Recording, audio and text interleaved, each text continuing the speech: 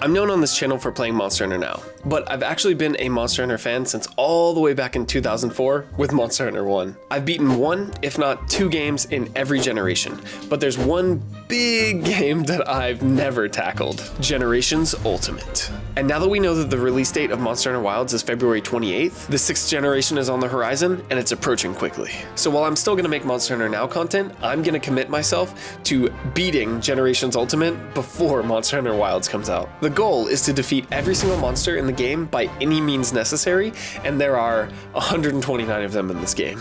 And honestly, I don't know if I can do it in time. So I hope you'll join me, hunters, both in-game and in the comments, to help me close this lost chapter of my Monster Hunter journey, because I won't be able to do this alone. So, let's get hunting.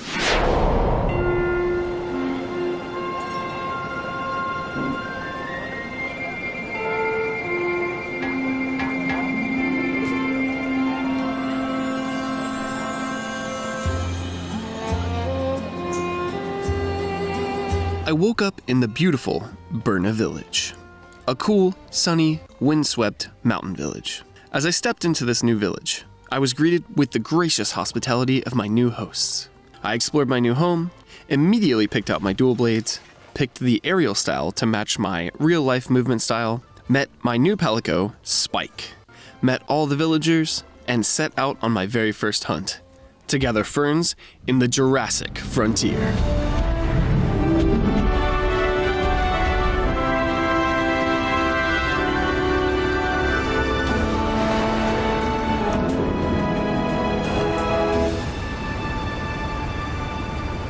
I explored and took in the beauty of this place. I gathered, and I took out my very first small monster, Macau. You see, the 129 monster count that I explained earlier includes small monsters. So while I will be slaying them, that doesn't take very long. So I'll be focusing on the 93 large monsters in this game.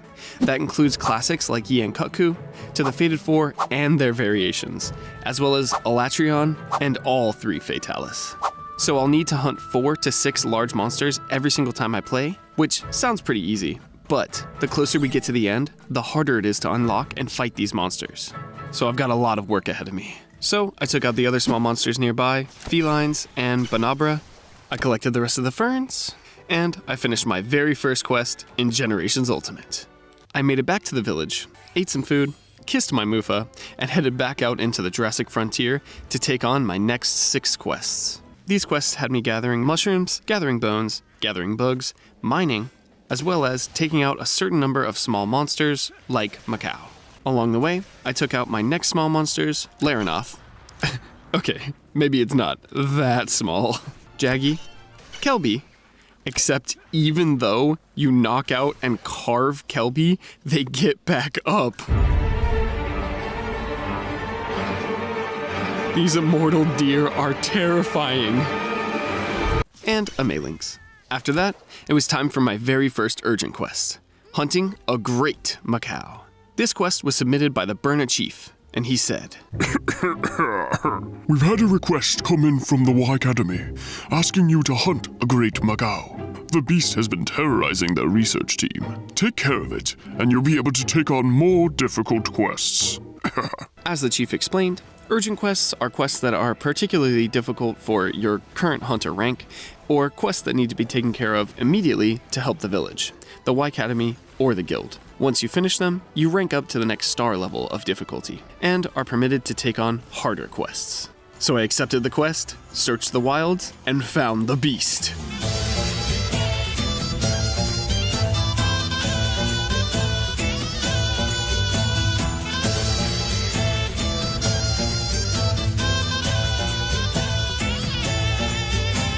But then, something devastating happened. Spike stole my kill.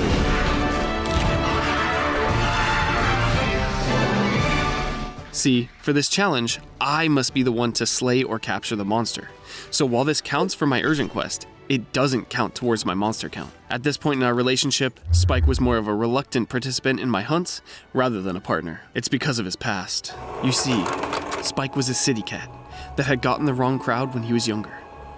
He got into a gang of Malinx and was pushed into a life of crime. culminating in a giant feline gang war put on by the King of Cats. And Spike came out on top, granting him the ability to become the new Linian King. But he didn't accept the crown, because he felt like he was forced into this situation. He didn't want that life, unless he truly earned it. So, Spike joined the Y Academy as a Malinx mercenary to put his skills to good use and hopefully earn his title for himself in his heart. Because of this, Spike is rough around the edges and not quick to trust or cooperate. All he knows is that there is a mission, and the mission needs to be completed no matter what. Hopefully, he'll learn to trust me in time and let me be the one to finish the quest. But for now, Great Macau remains off my list. When I got back from the quest, the chief researcher of the Y Academy was waiting for me next to the village chief. He explained that the other villages in the region were requesting my services and that I should take the airship to them. I guess it's the airship that didn't get destroyed in the intro. But for now, I decided to stay in Burna and adventure from there. Because with my new star level, I unlocked a quest that triggered so many memories for me. The Liver of Legend. I spent so much time as a teenager trying to finish this mission, wandering in the heat, hoping that a stupid Cephalos would jump out of the sand long enough for me to slay it. Then, hope that I could carve a specific liver out of them before the mission timer ran out. When I tell you that this mission took me actual weeks to finish back in Monster Hunter 1, I am not joking. But this time, I finished it in no time at all. It's a great example of why I try to stay humble and try to be empathetic to any new players of Monster Hunter. Sometimes us veterans forget just how hard Monster Hunter can be at the beginning, especially if you've never played any game like it. Once I finished that mission, I challenged their boss, the Cephadrome, and this too was a challenge for me as a teen. But it wasn't too hard until my low-level armor and my lack of experience in GU failed me, and I got my very first cart. To a hip check of all things. But he would regret disrespecting me like that.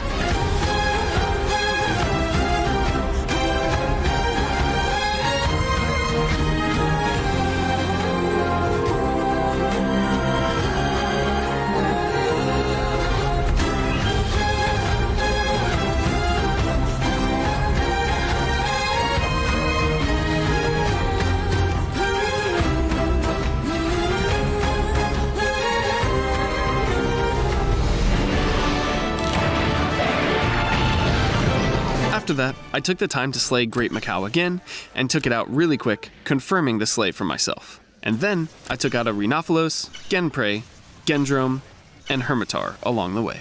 Then, I decided to take the airship to a village that I hadn't visited since back in the PSP days, Yukumo Village. This, in turn, took me to a new questing land, the Misty Peaks.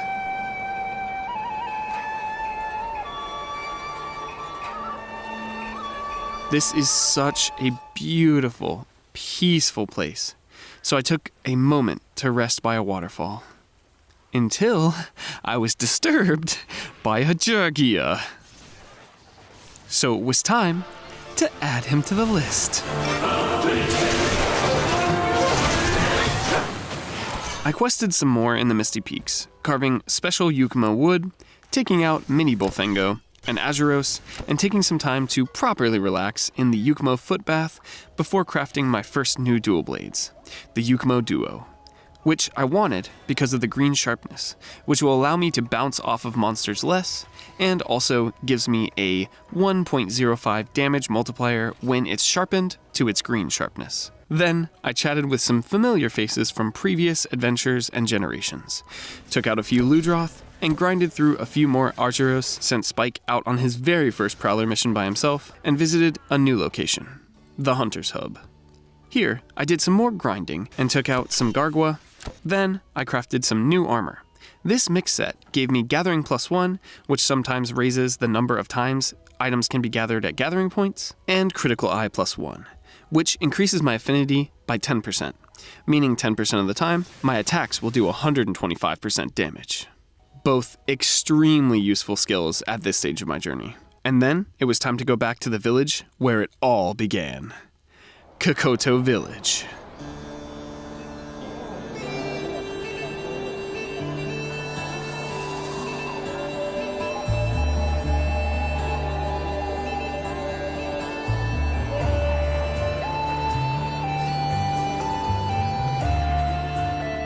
Both the village chief and the guild maiden assumed I was nothing but a greenhorn, and tasked me with their very own beginner-level quests in the Verdant Hills. In these, I took out Aptonoth, Velospray, and Velocidrome. When I got back to the village, I hired a second Palico that specializes in traps, the Golden Palico, Franco. I then spent a little time in the Verdant Hills and the desert just grinding, fishing, and remembering small details like waving to the balloonist to reveal where the quest monster is for a short period of time. This was purely for nostalgic enjoyment of the game and was genuinely amazing for me. After enjoying myself in grinding, I was a little lost for what to do since I wasn't looking at any key quests online. Because, if you don't know, there are specific key quests in this game that you have to do at each star level to trigger your next urgent. But, since I didn't know what to do next, I visited my most nostalgic village and the final one that was available for this game. Poke Village.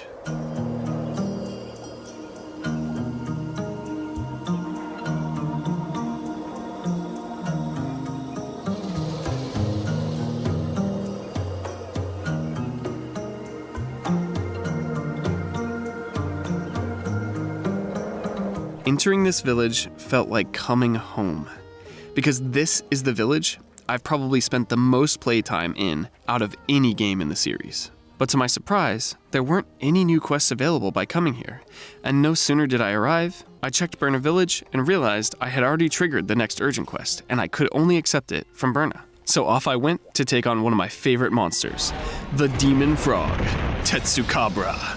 This fight was like riding a bike. I was having a ton of fun until I overestimated my aerial invulnerability and carded to a rock smash. But that was okay.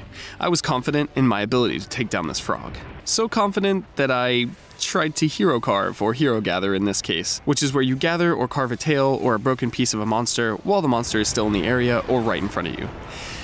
He took this as a personal insult and took me down again. This made things serious because I did not want to make this my first true failure and triple cart. So it was time to go hard. His paintball wore off while I was gone, so I had to search, but once I found him, I used every tool I had to take him out.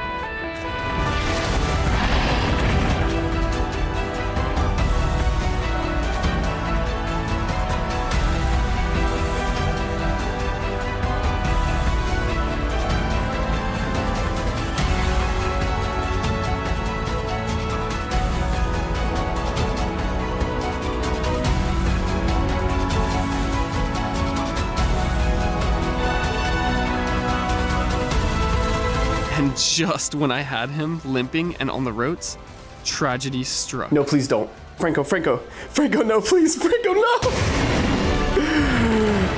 No. This time, Franco had stolen my kill. With that, it was time to take a break and rest. Please throw me a like for my troubles. In the next episode, I will redeem myself.